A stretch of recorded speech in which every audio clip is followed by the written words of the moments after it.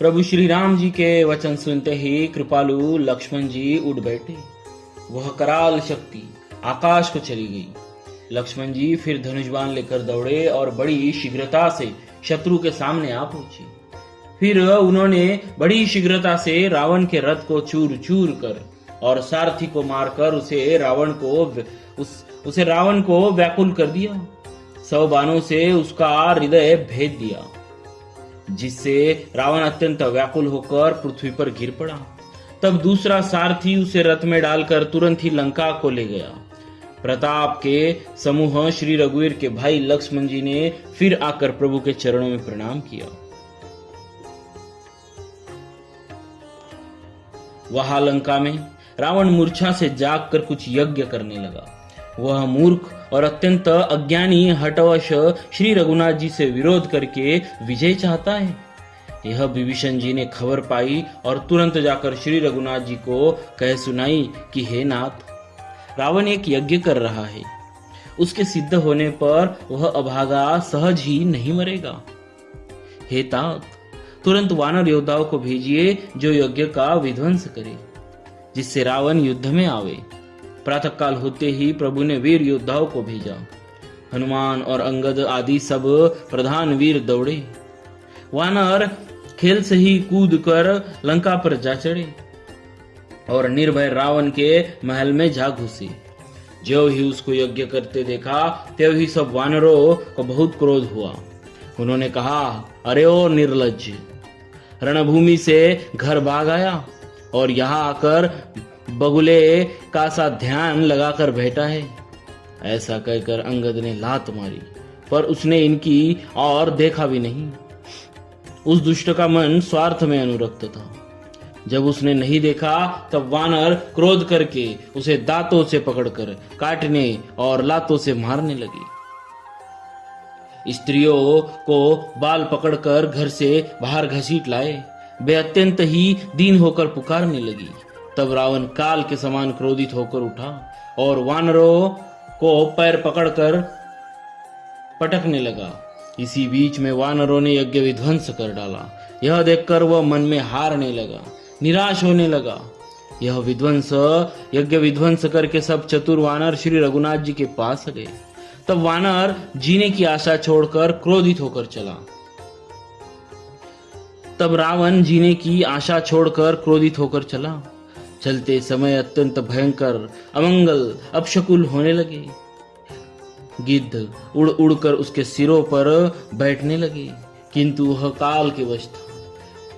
इससे किसी का अपशकुन को नहीं मानता था। उसने कहा, युद्ध का डंका बजाओ। निशाचरों की अपार सेना चली। उसमें बहुत से हाथी, रथ, घुड़सवार और पैदल। वे दुष्ट प्रभु के सामने कैसे दौड़े, जैसे पतंगों के समूह अग्नि की ओर जलने के लिए दौड़ते हैं। इधर देवताओं ने स्तुति की कि श्री राम जी, इसने हमको दारुण दुख दिए हैं। अब आप इसे अधिक न खिलाइए। जानकी जी बहुत ही दुखी हो रही है। देवताओं के वचन सुनकर प्रभु मुस्काए। फिर श्री रघुवीर ने उठकर बाण सुधारे। मस्तक पर जटाओं के जुड़े को कसकर बांधते हुए उसके बीच में पुष्प गुते हुए शोभित हो रहे हैं। लाल नेत्र है, मेघ के समान श्याम शरीर वाले और संपूर्ण लोकों के नेत्रों को आनंद देने वाले प्रभु ने कमर में फेटा और तरकस कस लिया और हाथ में कठोर शारंग धनुष ले लिया। प्रभु ने हाथ में शारंग धनुष लेकर कमर में बाणों की खान अक्षय सुंदर तरकस कस लिया। उनके भुजदंड पुष्ट है और मनोहर चौड़ी छाती पर ब्राह्मण भृगु जी के चरण का चिन्ह शोभित है।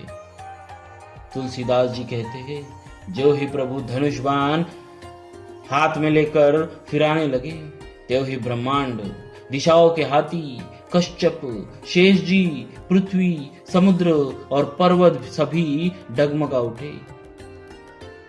भगवान की शोभा देखकर हर देवता हर्षित होकर फूलों की अपार वर्षा करने लगे और शोभा, शक्ति और गुणों के धाम, करुणा निदान प्रभु की जय हो, श्री राम जी की जय हो, ऐसा पुकारने लगे। इसी बीच में निशाचरों की अत्यंत घनी सेना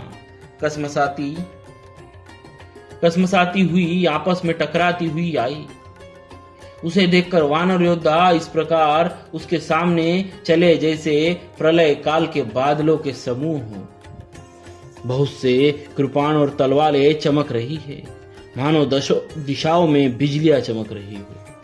हाथी और रथ, घोड़ों का कठोर चिंगाड़ ऐसा लगता है मानो बादल भयंकर गर्जन कर रहे हो। वानरों की बहुत सी पूंछें आकाश में छाई हुई है, ऐसे शोभा दे रही है मानो सुंदर इंद्रधनुष उदय हुए हो। धूल ऐसी उठ रही है मानो जल की धारा हो। बाण रूपी बूंदों की अपार वृष्टि हुई। दोनों ओर से योद्धा पर्वतों का प्रहार करते हैं, मानो बारंबार वज्रपात हो रहा हो। श्री रघुनाथ जी ने क्रोध करके बाणों की झड़ी लगा दी, जिससे राक्षसों की सेना घायल हो गई। बाण लगते ही वीर चित्कार कर उठे और चक्कर खा कर जहां तहां पृथ्वी पर गिर पड़ते हैं। उनके शरीरों से ऐसे खून बह रहा है मानो पर्वत के भारी झरनों से जल बह रहा हो। इस प्रकार डरपोकों को भय उत्पन्न करने वाली रुधिर की नदी बह चली। डरपोकों को भय उपजाने वाली अत्यंत अपवित्र रक्त की नदी बह चली। दोनों दल उसके दोनों किनारे है। रथ रेत है और पहिए भंवर है। वह नदी बहुत भयावनी बह रही है। हाथी, पैदल, घोड़े, गधे तथा अनेक सवारियां ही, जिनकी गिनती कौन करे, नदी के जल जंतु है। बाण, शक्ति और तोमर सर्प है। धनुष तरंगे है और ढाल बहुत से कछुए हैं। वीर पृथ्वी पर इस तरह गिर रहे हैं मानो नदी किनारे के वृक्ष ढह रहे हो। बहुत सी मज्जा बह रही है, वही फेन है। डरपोक जहां इसे देखकर डरते हैं, वह उत्तम योद्धाओं के मन में सुख होता है।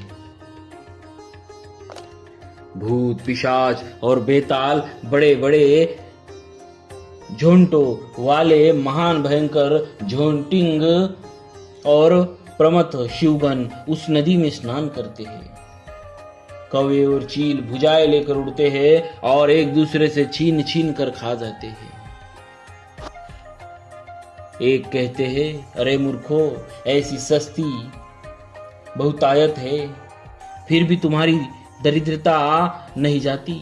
घायल योद्धा तट पर पड़े करा रहे हैं, मानो जहां तहां अर्धजल। वे व्यक्ति जो मरने के समय आधे जल में रखे जाते हैं, पड़े हो।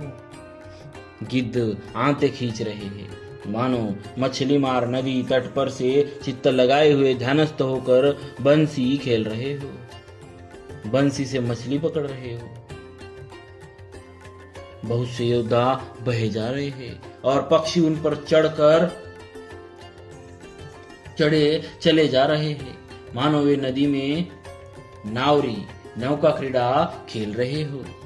योगिनियां खप्परों में भर भर कर खून जमा कर रही है। भूत पिशाचों की स्त्रियां आकाश में नाच रही है। चामुंडाएं योद्धाओं की खोपड़ियों का करताल बजा रही है और नाना प्रकार से गा रही है। गीदड़ों के समूह कट कट कर शब्द करते हैं। कट कट शब्द करते हुए मुर्दों को काटते, खाते, हुआ करते और पेट भर जाने पर एक दूसरे को डांटते हैं। करोड़ों धड़ बिना सिर के घूम रहे हैं और सिर पृथ्वी पर पड़े जय जय बोल रहे हैं। मुंड कटे सिर जय जय बोलते हैं और प्रचंड रुंड धड़ बिना सिर के दौड़ते हैं। पक्षी खोपड़ियों में उछल कर उलझ कर परस्पर लड़े मरते हैं। उत्तम योद्धा दूसरे योद्धाओं को ढा रहे हैं। श्री रामचंद्र जी के बल से दर्पित हुए वानर राक्षसों के झुंड को मसल डालते हैं।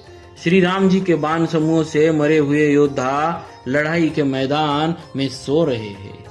बोलिए श्री सीताराम जी महाराज की जय। भक्तवत्सल भगवान की जय।